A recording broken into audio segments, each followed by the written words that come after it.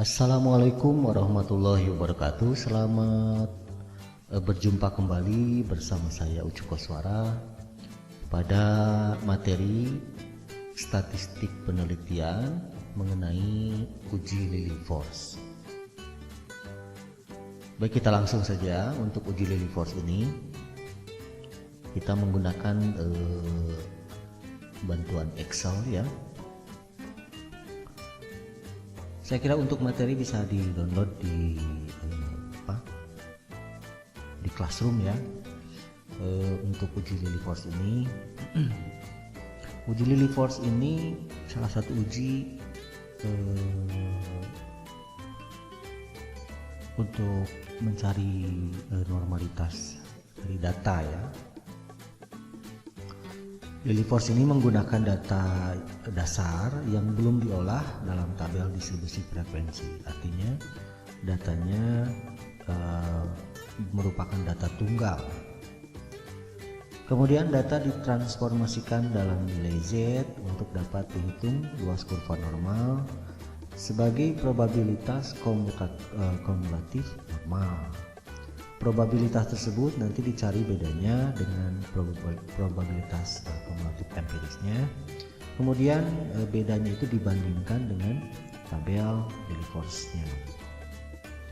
Oke, teknik Lily-Force ini menggunakan pendekatan pemeriksaan data individu dalam keseluruhan kelompoknya. Oke, syaratnya ya, persyaratan dari data Lily-Force ini adalah satu, datanya berskala interval atau rasio. Kemudian data tunggal ya, jadi belum dikelompokkan, dapat untuk jumlah data yang besar ataupun kecil ya. Untuk sampel seperti biasa, untuk hipotesis biasa kita ambil hipotesis nolnya. Sampel itu berasal dari populasi yang berdistribusi normal. Kemudian hipotesis alternatifnya ya sebaliknya ya. Kriteria uji yang digunakannya, kita menolak H0 jika Lily-Force hitung itu lebih dari Lily-Force tabel, dan H0 diterima pada keadaan sebaliknya. Nah, jadi ini kriteria uji yang akan kita pakai nanti, dan kita akan mencari Lily-Force hitungnya. Sementara Lily-Force tabelnya sudah ada, nanti ditampilkan. Untuk langkah-langkahnya, yang pertama kita mengurutkan data dari yang terkecil hingga yang terbesar. Kemudian yang kedua kita mencari nilai rata-ratanya, rataan hitungnya atau minnya. Kemudian mencari juga standar deviasinya untuk sampel tersebut ya, kelompok sampel tersebut. Setelah rata-rata dan deviasinya diketahui, yang ketiga adalah mencari nilai skor Z ya, dengan rumus Z untuk data ke I sama dengan data ke I dikurangi rata-rata dibagi deviasi standar. Nanti ya sejumlah datanya ya ada berapa nanti. Kalau misalkan untuk data pertama I-nya 1 ya berarti Z1 seperti itu ya, Z2, Z3 dan seterusnya. Selanjutnya dari skor Z tersebut dengan menggunakan data distribusi normal dihitung FZI-nya. Nah, di sini untuk menghitung FZI, jika ZI-nya itu negatif, maka perhitungannya setengah dikurangi angka yang tertera ya. Angka yang tertera itu ya angka yang nanti akan setelah dihitung ya. Kemudian kalau ZI-nya itu positif, maka perhitungannya tinggal ditambah seperti itu. Selanjutnya kita mencari proporsi ZI-nya ya, namanya SZI.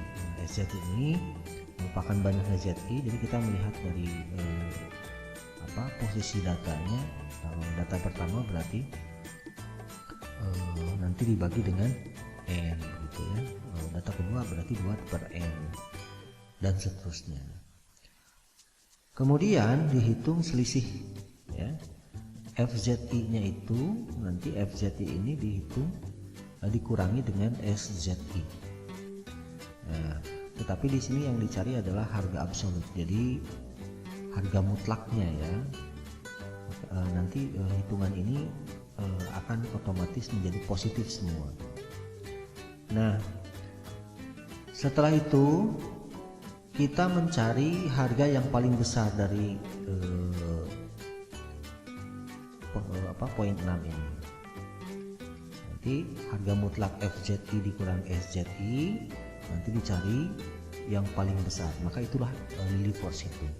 Jadi Lillie force hitung itu adalah nilai maksimal dari harga mutlak FZI dikurangi SZI. Setelah Lillie force hitungnya diketahui, kemudian kita mencari Lillie force tabel. Nah, Lillie force tabelnya nanti dilihat nilai signifikansinya berapa, kemudian jumlah datanya berapa. Nanti akan didapat nilai kritis Lillie force tabel. Selanjutnya, untuk kesimpulannya ya tinggal kita melihat saja kalau jika nilai harga mutlak Fx kurang Sx yang paling besar itu kurang dari tabel Lillie force, maka H0-nya ditolak. H0-nya diterima dan HA-nya ditolak. Begitupun sebaliknya. Oke, itu penjelasan singkat. Untuk selanjutnya kita langsung saja praktek ya. Di sini ada nilai matematika dari 12 siswa sebagai berikut. Ada nilai 23, 27 dan seterusnya dari data di atas. Rata-ratanya adalah 50,3 dan standar deviasinya adalah 16,55. Nah, untuk mencari Lillie force hitungnya ya kita kondisikan dengan tabel yang kalau saya seperti ini ya, tabel ini dibuat dimodifikasi, mungkin saja berbeda, silahkan saja, tapi saya menggunakannya seperti ini. Datanya kita masukkan, pertama kan diurutkan, datanya diurutkan seperti ini dari yang terkecil hingga yang terbesar. Kemudian kita butuh kolom rata-rata ya. Untuk rata-rata ya saya sudah sisipkan di sini rata-rata. Kita menggunakan karena kita menggunakan Excel berarti ya gunakan saja rumus average dari ini ya. Oke. Nah, jadi rata-ratanya kita dapat 50,3. Selanjutnya standar deviasinya, walaupun di sini sudah ditulis ya, kita cari saja lagi standar deviasi ya, kita menggunakan stdef ya, sama dengan kita ketik saja stdef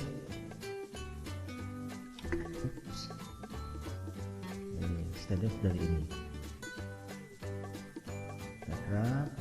tanda kurung gitu, lalu enter, maka didapat standar deviasinya adalah 16,5.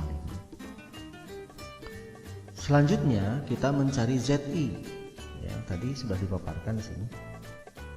ZI itu adalah XI dikurangi X bar dibagi S ya. Atau ini bisa ini rata-rata, XI dikurangi rata-rata dibagi standar deviasi. Karena rata-rata dan standar deviasi itu satu, maka jangan lupa kita menggunakan string ya, dolar ya. Misalnya begini, sama dengan kurung buka dulu, XI kan rata-rata XI dikurangi rata-rata,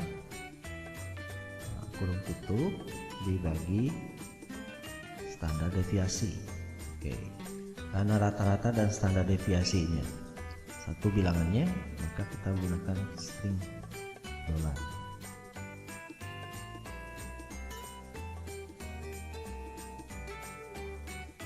Oke, lalu kita enter saja. Nah, maka nilai ZI-nya ternyata negatif 1,65.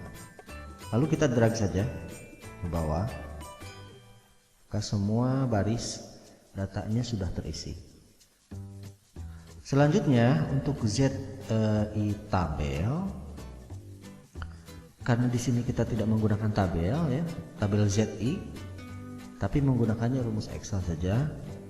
Jadi bisa kita menggunakan tabel Z, bisa juga menggunakan rumus Excel.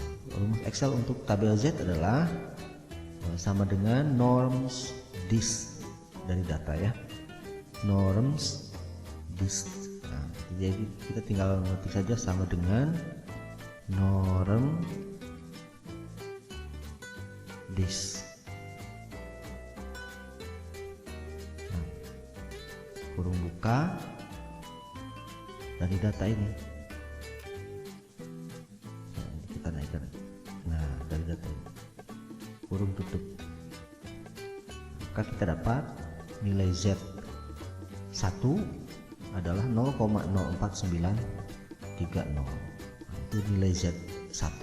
Nilai Z2 ya kita drag saja ke bawah terus sampai 12 data ini terisi. Baik, selanjutnya kita mencari FZI. Kita tahu bahwa FZI jika nilai Z-nya adalah negatif maka dikurangi, jika nilai ZI-nya positif maka ditambah. Kalau kita lihat nilai Z1 ini adalah negatif 1,65 dan Z1 tabelnya ini. Nah, sehingga karena ini negatif berarti kita kurangi 0,5 dikurangi nilai ZI tabelnya, maka didapat 0,45076. Lalu kita drag saja ke bawah. Nah, kita dapat semuanya. Oops, ini salah. Oke, karena nilai negatif tuh sampai dengan Z6 ya. Ininya positif, berarti kalau positif ditambah 0,5 ditambah Z tabel. Oke, lalu kita drag ke bawah. Oke, kolom FZI sudah selesai. Selanjutnya untuk nilai SZI proporsi kita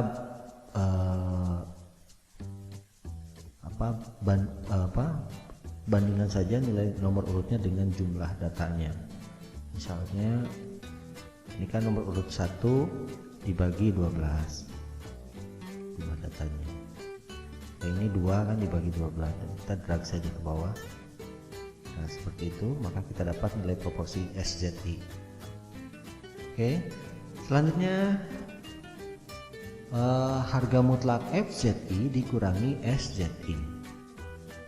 Untuk harga mutlak, karena nilainya di sini semua pasti akan positif, maka kita menggunakan absolut ya. Kalau di Excel itu ABS sama dengan ABS kurung buka, kita kurangi FZI, klik FZI lalu dikurangi SZI, lalu kurung tutup, lalu enter, maka dapat nilai 0,36 sekian.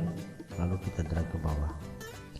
Nah, maka nilai ini akan semua positif karena di harga mutlak ya, di absolut. Selanjutnya untuk mendapatkan Lily Force itu, maka kita mencari nilai maksimum dari ini ya, kita nilai terbesar dari harga mutlak ini, atau kita menggunakan sama dengan maksimum dari kurung buka ini saja, kita drag ke bawah lalu kurung tutup. Nah, ternyata nilai maksimumnya adalah 0,57, berarti yang ini yaitu nilai maksimum. Nilai maksimum ini sama saja dengan kita katakan bahwa ini adalah nilai Lily Force hitung. Jadi kalau ditanyakan nilai Lily Force hitungnya berapa, 0,57313. Oke, sudah dapat Lily Force hitungnya. Kemudian kita cari Lily Force tabel dengan signifikannya 0,05. Untuk mendapatkan Lily Force tabel ini kita cek di tabel Lillie Force dengan data n-nya sama dengan 12 dan signifikansinya 0,05. Di sini saya sudah siapkan Lillie Force tabel di mana sampelnya ada 12, lalu signifikansinya 0,05, maka ini 0,242. Jadi 0,242 itu adalah nilai Lillie Force tabel untuk n-nya 12 dan signifikansinya 0,05. Selanjutnya ya kita simpulkan, kita dapat L hitungnya 0,57313 dan Lillie Force tabelnya 0,242. Sehingga dapat kita simpulkan nilai Lillie Force hitungnya lebih besar ya dari nilai Lillie Force tabel. Ini 0,5, ini 0,2 sekian.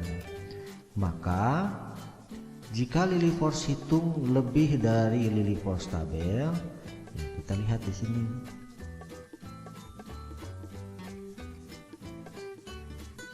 Jika Lillie Force hitung lebih besar dari nilai Lillie Force tabel, maka H0 ditolak, H1 yang diterima. Artinya H1 yang diterima ini sampel berasal dari populasi yang tidak berdistribusi normal. Jadi kita tinggal katakan saja demikian kesimpulannya, maka data tidak berdistribusi normal sehingga H0 ditolak dan H1 diterima. Nah seperti itu kesimpulannya. Ya saya kira silahkan kalian bisa mencobanya di rumah dengan soal yang sudah saya sediakan di sheet yang kedua ini dengan soalnya ini ya. Ini adalah soalnya, silahkan ada data demikian, kemudian kamu nanti cari Lillie Force hitungnya, bandingkan dengan Lillie Force tabel, nanti kesimpulannya apakah data ini adalah berdistribusi normal atau tidak ya. Baik, saya sekian dulu, semoga bermanfaat untuk materi kali ini. Mohon maaf segala kesalahan perkataan yang mungkin terucap. Semoga bermanfaat. Assalamualaikum warahmatullahi wabarakatuh.